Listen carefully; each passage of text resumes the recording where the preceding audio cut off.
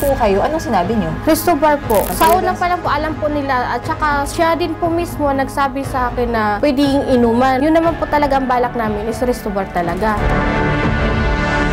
Napakalinaw naman po doon sa market code na bawal magtayo ng resto bar. Paano nakalusot yung sinasabing resto bar kung nung una pa lang ay yun na kaagad ang kanyang dinidisclose? Pero hindi po nakarating sa opisina namin yan. Baka hindi niya nakausap yung totoong market administrator. Kaya hindi siya napagsabihan na hindi pwede yung negosyo gusto niya.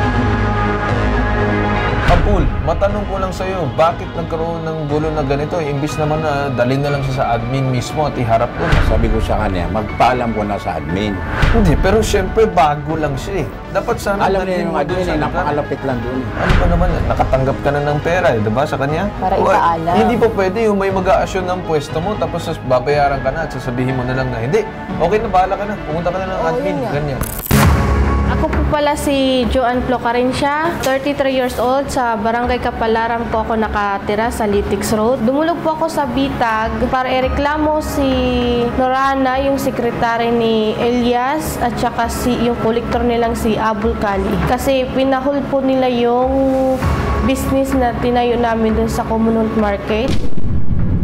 Noong June 28, nung gabi, pinuntahan po kami ng taga-admin. Pinahol po nila yung business namin na resto bar kasi bawal daw po kasi may nagreklamo na maingay at saka may nagiinom. Nung time na pinuha ko yung pesto na yun, sinabi ko naman po sa kanila yung business na itatayo nga namin, nga resto bar talaga, inuman at saka kainan. Sabi, edi mas maganda daw nga ganun kasi wala daw pa doon nagpapainom. Edi okay daw yung ganun na business, mas maganda, mas mabinta. Nung June 2 po, doon po kami nag-start mag-operate. Tapos, kahit doon pa lang ho, nung June 2 na yun, may pumunta ng taga-admin. Tinatanong nila kung sino ang pumayag sa ba't na may nag-inuman. Tapos, pinakita ko po yung business permit namin sa barangay. Okay na siya. 23 days lang yung operate namin. Pinahold na nila noong June 28. Reklamo kami sa barangay para sana masitil yung namin. Kung ganyan lang din naman, magpapasitil na lang, bayaran na lang kami para umalis na lang kami doon. Sir Ben, sana po matulungan po kami sa problema na to at masitil na po yung problema sa business namin sa resto bar. Sana po matulungan niyo po kami.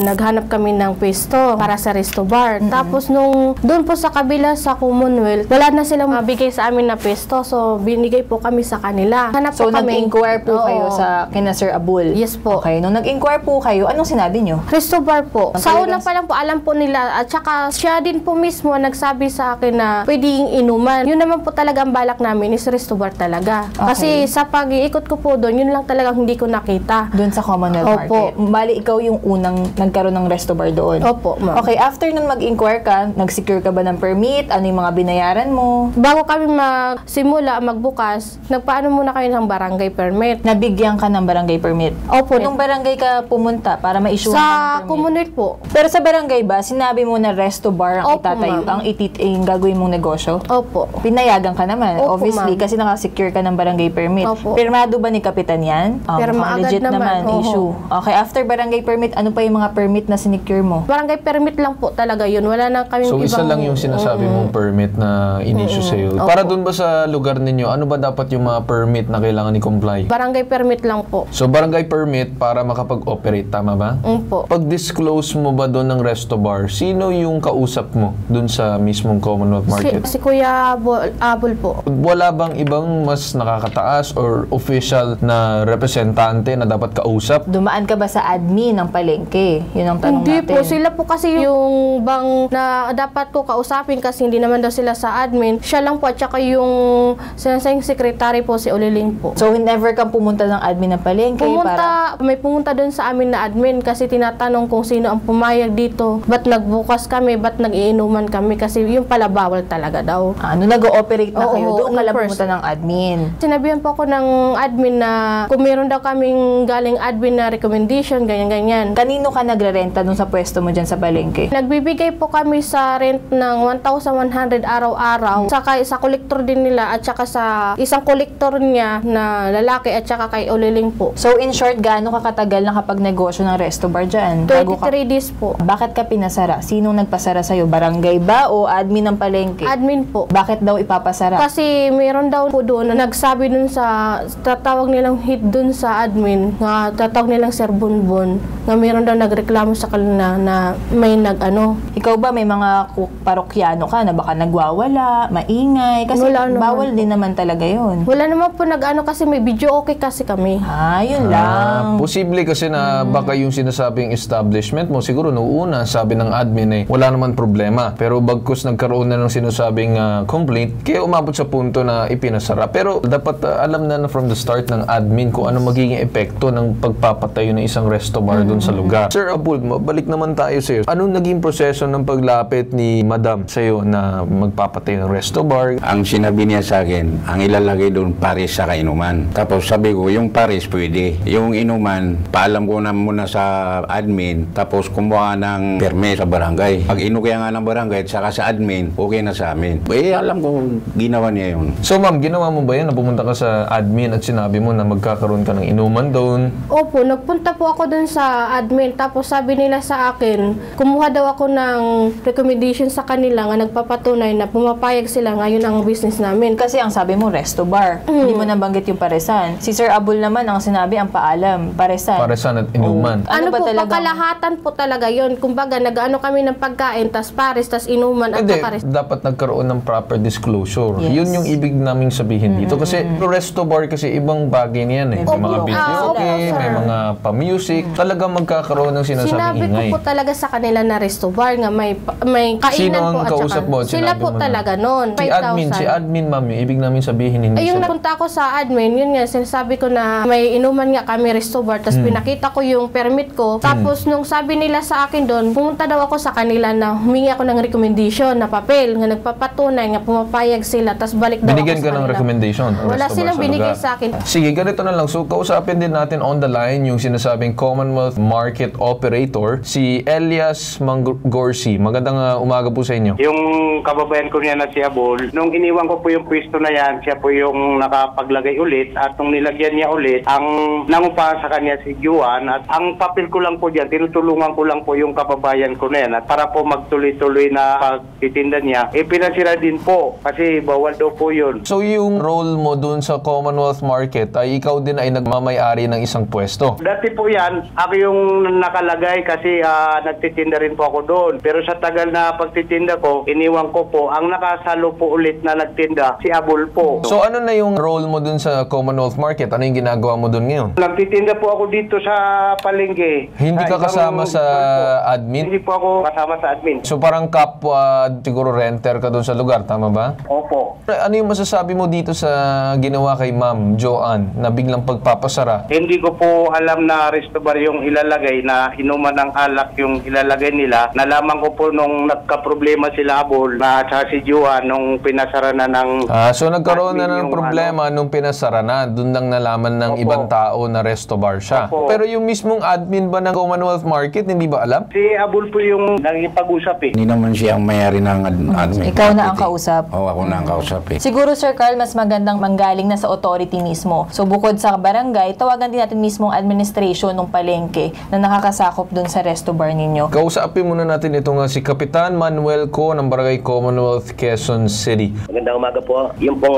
tungkulin po ng barangay, pag kami kumukuha po ng mga business permit, binibigyan po namin. Kasi negosyo po yan, hanap buhay yan. Pero pag kami nagreklamo po, ina-actionan po namin. Katulad po ng video, okay, kung talaga nakaka-istorbo po yan, ina-actionan po namin talagang pinasasara po namin. Ang barangay naman po, hindi naman po nakarating sa amin yung reklamo. Sa admin yata yung nagreklamo. Siguro nakaka-istorbo. Bawal ba talaga yung sinasabing resto bar base sa inyong naging experience doon sa lugar? Yung po bang permit nila na binigay sa barangay, ano po ba nakalagay? Restaurant o resto bar? Barangay Business Permit and owner of proprietor of F3 Resto Bar, yan ang business name. Nasa jurisdiction po ng market yan, kung papayag sila o hindi. Ngayon, may complaint ang admin at may complainant po. Ay katungkulan po talaga ng admin na aksyonan po yan kasi may complainant. So punta tayo kay Colonel Alex Alberto Alberto, Chief Market Development and Administration Department, Quezon City o MDAD. Magandang umaga po sa inyo, Chief. Yes, magandang umaga po sa ating lahat. May nilabag po siya doon sa ating market code kasi napakalinaw naman po doon sa market code na bawal magtayo ng resto bar. Paano nakalusot yung sinasabing resto bar kung nung una pa lang ayun na kaagad ang kanyang dinidisclose? Pero hindi po nakarating sa opisina namin yan. Kasi kung nakarating sa opisina namin yan, malalaman niya kung ano ang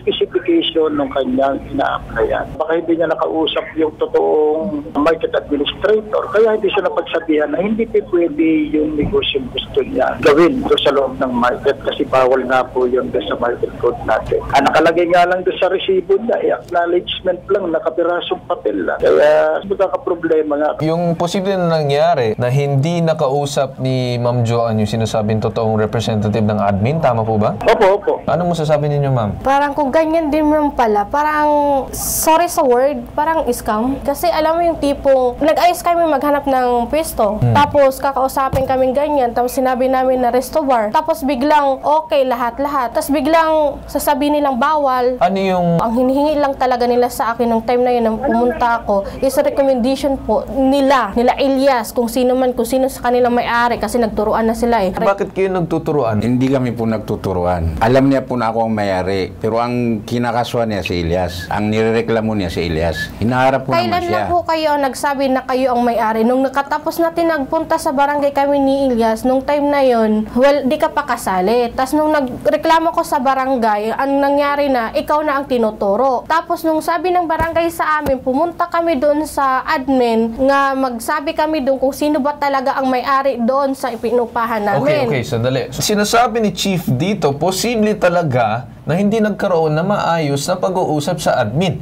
Kasi mukhang hindi ka nakadiretso sa admin dahil kausap mo si Elias, kausap mo si Abol. So nagkaroon ng hindi maayos na komunikasyon. So medyo na-isolate yung sinasabing pag-disclose mo ng resto bar sa dalawa na ito. Abol, matanong ko lang sa'yo, bakit nagkaroon ng gulo na ganito? Imbis naman na dalhin na lang sa admin mismo at iharap doon. Noong umupa siya, naalak ang ilalagay niya, sabi ko sa kanya, magpaalam ko na sa admin. Hindi, pero syempre bago lang siya eh. Dapat sana Alam niya yung admin eh, lugar. napakalapit lang doon eh. Hindi, ibig kong sabihin is dalhin mo lang, ano ba naman, nakatanggap ka na ng pera, diba, sa kanya? Pero dadalhin mo lang siya dapat dun sa sinasabing admin. Kahit man samahan mo, sige, samahan kita yun sa admin. Para ipaalam. Hindi po pwede yung may mag-a-assume ng pwesto mo, tapos babayaran ka na at sasabihin mo na lang na, hindi, okay na, bahala ka na, pumunta ka na ng admin, ganyan. Pero I think magkaroon dapat kayo ng investigasyon dun sa mismong market kung bakit nagkakaroon ng mga isolated situations na ganito. Kasi ang iniiwasan natin dito, Chief, na parang hindi magkaroon na ng ganitong sitwasyon na hindi na di-disclose kung ano yung tatayo and then hindi dumadaan dun sa sinasabing admin. Ayan na po at ipapatawag namin yung mga concern dyan sa market na yan. At the same time ay wini-welcome po namin si Ma'am Joanne na pumunta sa aming tanggapan para ma-resolve yan. Pipilitin namin silang maimbitahan para maayos yung resort sa aming opisina. Sa ganon ay hindi sila maligaw tulad niyan sinasabi ni Ma'am Joanne na sabi niya na-scam daw siya. Hindi nga lang po siguro nagkaintindihan na bawal po talaga yung ganito. Sige, Chief, asahan namin yung magiging action nyo dyan kasi napaka-importante ito kasi kawawa naman yung mga kababayan natin na gusto lang magnegosyo pero nagkakaroon ng problema dyan sa lugar. May narinig ako kanina na napag-uusapan na merong binigay si Ma'am Joanne daw sa'yo na halaga bago pumasok na sa pwesto. Magkano yun, ma'am? 25,000 Parang down payment mo yun. Opo. No? Ayan po yung sulat nila na yan. Bakit sulat lang? Yan pang una nilang binigay sa akin nung nagkabayaran na ng 25,000. Inano nila, isang 25,000, yun yung tawag nila Pero DOR. magkano ang binaba mo? 25? 25 Para po. makapag-umpisa ka doon. Opo. Ano ang magagawa mo para mabigyan siguro ng konting gaan ng loob si Ma'am Joanne? Willing mo ba ibalik yung sinasabing 25,000? Willing po ako ibalik yung 25,000. Maganda naman yun that you're taking responsibility. Pero pagkatapos naman nito as well, gusto ko magkaroon ng maayos na investigasyon dun sa mismong Commonwealth market kasi hindi maganda yung ganong klaseng pagtakbo ng mga negosyo dun sa lugar ay na prone to sinasabing scam. So hayaan ko muna since dito sa 25 willing naman niya ibalik kung ano man yung ibang halaga, ma'am, na sinasabi mo dun sa renta and everything. I think mas maganda magkaroon muna ng official investigation si Commonwealth market and then kapag once na lumabas yung investigation na sinasabi okay, dapat ibalik yung pera sa kanya, ima-mandate kung sino man yung involved doon na dapat ibalik yung pera sa'yo. Okay ba sa inyo, ma'am? Okay, sige po. So dyan Patapos ang sumbong natin, ito nag-iisang pambansang sumbungan. Tulong at serbisyong may tatak, tatak bitag, ilalaban ka at di ka iiwan. Ito ang hashtag ibabitag mo.